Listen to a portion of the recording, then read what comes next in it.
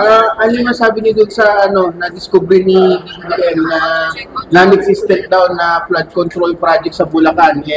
Ngayon nga may mga ugong-ugong daw na baka daw palitan na si Secretary Bonoan. If that is really goes, that's bad. Diba? Yun. Yun medyo hindi maganda yun, yung ghost project.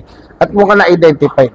Anyway, yung last week, nung last Monday kasi, I was in the hearing with BBM and DOF.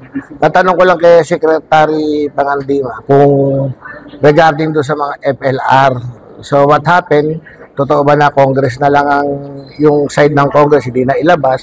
Pero sabi niya, hindi raw totoo. So meron pa sa Senate side at out of 142B, mukhang nailabas yung 120 na.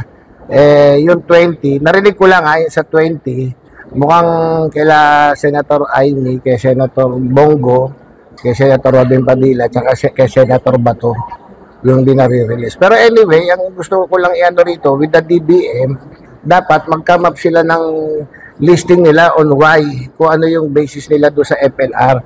Kasi parang lahat nasisisi sa amin. Tinitignan ko naman yung listahan in the first place, gaan na yun Diba? So kung ano-ano ang basihan ng DBM, kung sino at kung ano yung ilalabas nila na FLR. That's all, yun lang. For late release ng mga yung for later release, marami, mga 60 billion, 20B, so 80B pa yata yung di nare-release. So, hinihingan ko siya ng listing at nag-commit naman siya na sa susunod, bibigay niya.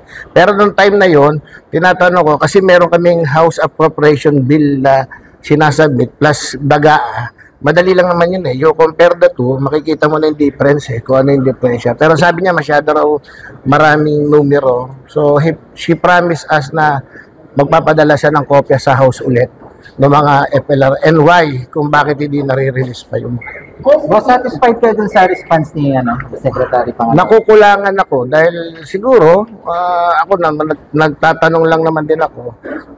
Dapat ready siya kasi matagal na namang hawak-hawak nila yung GAA, di ba?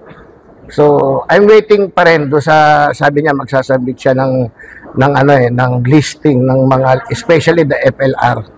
At yung rason kung bakit hindi nare-release yun. Kung bakit itong FLR, mga 4 late release, hindi po ba kailangan po ng mga 4 FLR na mga ganito? Kasi parang breeding ground din siya ng ilang mga questionable mga deals. Yun na nga and supposed to be, wala dapat ganon. Diba? Especially after the GAA was released, it was signed, it was a law.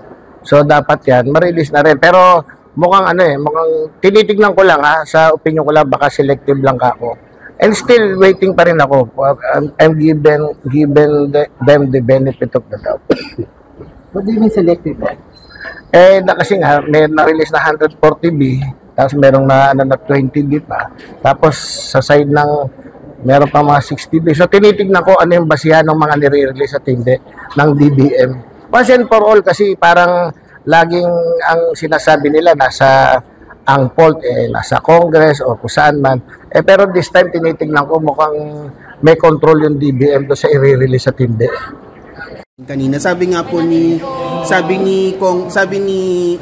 sa hearing na of course yung dangers nga na mawala yung underground gambling, mawala yung underground gambling, baka biglang lumaki underground gambling. So hindi ba kayo natatakot niya na mawala yung pondo natin from online gambling dahil nga doon sa underground, dahil nga ibaban yung e-gambling? Hindi siya even doon sa social cost Alam mo, even 50 billion basta may isang batang napahamak, hindi na sapat Even one diba? So, anong ipapropose sa PAGCOR? I mean, improve ba nila yung online? Ako na kasi yung house bill ko talagang pinasok is total ban.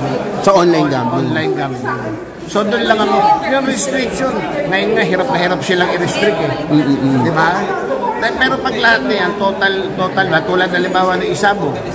Di ba? O total ban siya talaga. O lahat ng pumapasok ngayon sa Isabong is illegal. Yung sa Sabong lang dapat, po yung camera sa mismong arena. Kasi, to be honest, doon kumukuha ng ng apps yung mga yan Dapat walang camera doon sa sabungan mismo. Kasi yun yung dinadownload